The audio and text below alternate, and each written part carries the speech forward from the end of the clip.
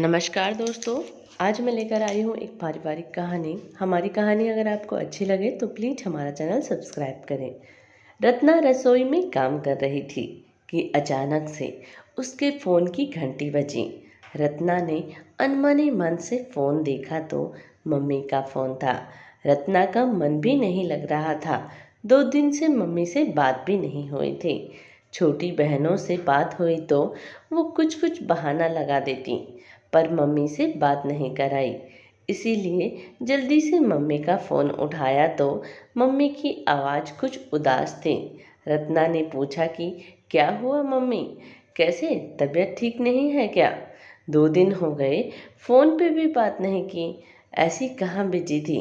रत्ना के इतने सारे सवालों का बस एक ही जवाब था मम्मी के पास।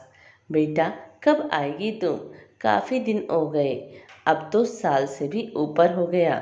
तेरा मन नहीं करता क्या मायके आने का? रत्ना की आंखों में आंसू थे। रत्ना ने कहा, मम्मी, मैं अपनी सासू माँ से पूछकर बताऊंगी। आप ठीक तो हो ना? मम्मी, ऐसे क्यों बोल रहे हो? तब रत्ना की मम्मी ने बताया, मैं हॉस्पिटल में हूँ पिछले 2 दिनों से, और घर पे तेरी छोटी बहन अकेली है। रत्ना की तो जान ही निकल गई। रत्ना बोली, ठीक है मम्मी, मैं कल ही आ जाऊंगी, तो चिंता मत कर। रत्ना ने हालचाल पूछ फ़ोन रख दिया। अब फ़ोन तो रख दिया, पर रत्ना ने हाँ भी कह दिया। लेकिन रत्ना अब मायके जाएगी भी कैसे? उधर रत्ना ने अपनी सास शारदा जी को मायके जाने के लिए पूछा तो सासू माँ शारदा जी का सीधे ही जवाब था, अरे रत्ना बहू, तेरे पापा जी आने वाले हैं। 2 दिनों से उनकी भी तबीयत बहुत खराब है।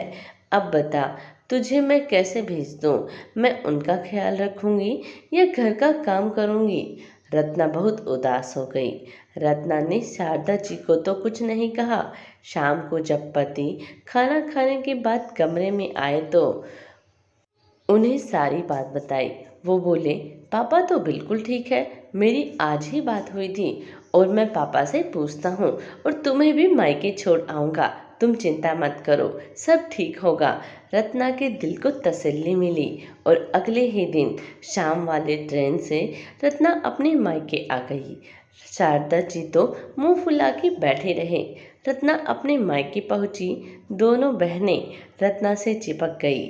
उन दोनों को भी बड़ी बहन का सहारा मिला और 2 दिन बाद रत्ना की मम्मी भी हॉस्पिटल से आ गई। अब रत्ना की मम्मी भी ठीक होने लगी थी। रत्ना को मायके आए हुए 20 दिन ही हुए थे कि अचानक रात को 10 बजे फ़ोन की कॉल बेल बजी। रत्ना एकदम से सहम गई कि सासू माँ का इतनी लेट क्यों फ़ोन आया है। बात की तो पता चला कि शारदा जी की तबीयत बहुत खराब है और तुम्हें कल ही आना है। बाकी मैं कुछ नहीं सुनना चाहती, तुम्हें कल आना है बस। रत्ना आगे कुछ बोलती कि फ़ोन ही काट दिया गया। रत्ना रोने लगी। घर वालों ने पूछा तो बताया कि कल ही जाना है मुझे। मम्मी ने कहा, ठीक है, मैं बात करती हूँ।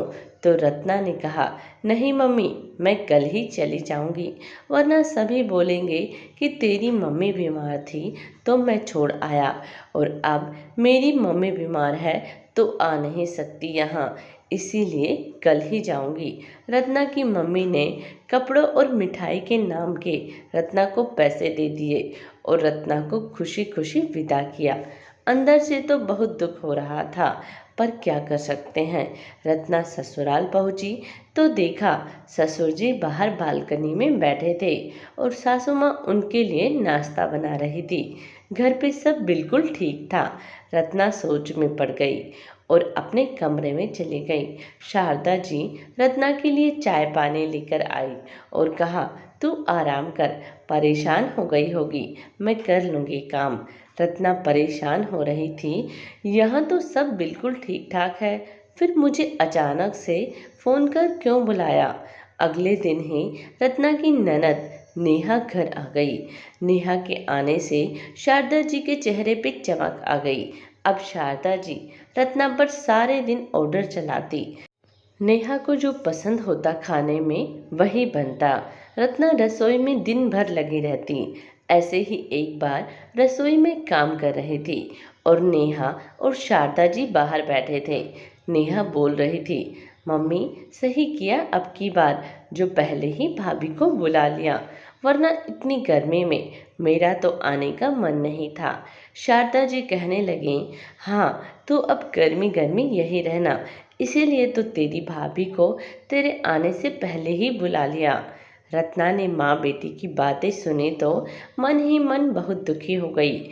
इतना झूठ बोलने की क्या ज़रूरत थी, एकदम से रात को फ़ोन कर मुझे बुलाया, सच ही बोल देते, कह देते दीदी आ रही है तो मैं आ ही जाती। अब रहना तो ससुराल में ही है, ये सोचकर अपने कामों में लगी रहती। ऐसे ही एक दिन घर में घी और रसोई के दाल चावल काफ़ी सामान खत्म होने को ही था और बेसन तो खत्म हो चुका था। रत्ना घर के कामों की वजह से बताना भूल गई। एक दिन बारिश का मौसम था और रत्ना की ननद नेहा ने कहा, मम्मी आज तो पकोड़े खाने का मन कर रहा है बहुत। बारिश काफ़ी तेज थी, शाम के 7 बजे थे। शारदा जी ने रत्ना को कहा कि बहू जा पकोड़े बना ले। रत्ना ने किचन में देखा कि बेसन नहीं है, पकोड़े कैसे बनाऊं? अब रत्ना किसे कहे। काफ़ी देर होने पर जब शारदा जी रसोई में आई तो देखा बहू तो कभी इधर कभी उधर घूम रही है। रत्ना ने सासू माँ को देखते ही सब बता दिया। शारदा जी ने गुस्से में तिल मिलाते हुए कहा, तुम्हें रसोई के सामान के बारे में पता नहीं रहता, तुम इतना ख्याल नहीं रख सकती तो क्या करोगी आगे? तुम खाना बनाती हो तो ये सब सामान समय पर मंगवाने की तुम्हारी जिम्मेदारी है। रत्ना ने इस बार सासू माँ को सीधे सपाट उत्तर दिया, मम्मी जी मैं घर थी, बेसन तो उस समय का खत्म हो रखा था, आपने मंगवाया क्यों नहीं? मैंने एक बार कहा भी था, लेकिन आपने कहा ठीक है बाकी सामान आएगा, अब तो तब ही आएगा। बस आज तो शारदा जी के सामने बहू की जुबान जो खुली, शारदा जी ने एकदम से दिमाग लगाया और बहू की जुबान पर ताला लगा दिया। शारदा जी ने सीने पर हाथ लगाया और चिल्लाने लगी, अपने दोनों बेटों के नाम लेने लगी, ओ मैं मर गई, नेहा मेरे पास आ जा। और शारदा जी रसोई की फर्श पर ही लेट गई। शारदा जी के तीनों बच्चे उनके पास आ गए। रत्ना खड़ी खड़ी देख रही थी, ये क्या हो रहा है आज? शारदा जी के बड़े बेटे ने कहा, मम्मी क्या हुआ, ऐसे क्यों कर रही? सीने पे हाथ लगाकर शारदा जी कहने लगी, मुझे यहाँ दर्द है, शायद हार्ट अटैक आया है मुझे। अब बस मैं गई बेटा। रत्ना घबरा गई। तभी शारदा जी के बड़े बेटे ने कहा कि मम्मी दिल का दर्द तो पहले बाईं ओर ज़्यादा होता है और आपने तो दाईं ओर हाथ लगाया हुआ है। शारदा जी बेटे को देख ही रही थी कि बेटे ने अचानक डॉक्टर को फ़ोन भी लगा दिया था। शारदा जी कुछ कहती तब पहले ही बड़े बेटे ने कहा कि मम्मी बस अभी डॉक्टर आते होंगे, चलो आप खड़े हो जाओ, बाहर आ जाओ, यहाँ गर्मी है। शारदा जी चुपचाप बाहर आई और सोफे पर लेट गई। नेहा ने पानी पिलाया और रत्ना भी चुपचाप से एक गिलास में इनो पानी लेकर आई। बड़े बेटे ने शारदा जी को इनो पिलाया। अब शारदा जी कहने लगी, हाँ अभी ठीक हो गया, ये गैस ही थी, अभी मैं ठीक हूँ बिल्कुल। डॉक्टर क्या करेगा अब आकर, तू उसे मना कर दे। लेकिन इतने में ही डॉक्टर आ गए। उन्होंने शारदा जी को चेक किया तो बोले सब नॉर्मल है, बीपी भी सब ठीक है, हो सकता है गैस थी। आप सुबह शाम ये कैप्सूल खाइए, कोई तकलीफ नहीं होगी। रत्ना मन ही मन सासू माँ के ड्रामे पर मुस्कुरा रही थी और शारदा जी अपनी नज़रें चुरा रही थी। अगर बेटा घर नहीं होता तो शायद मेरी चाल कामयाब हो जाती। रत्ना का जीवन भी अब थोड़ा सरल हो गया था, क्योंकि वो अब सासू माँ की चालों को समझ चुकी थी। दोस्तों, इस कहानी के बारे में अपनी राय कमेंट्स बॉक्स में ज़रूर दें और प्लीज़ हमारा चैनल सब्सक्राइब करें। धन्यवाद।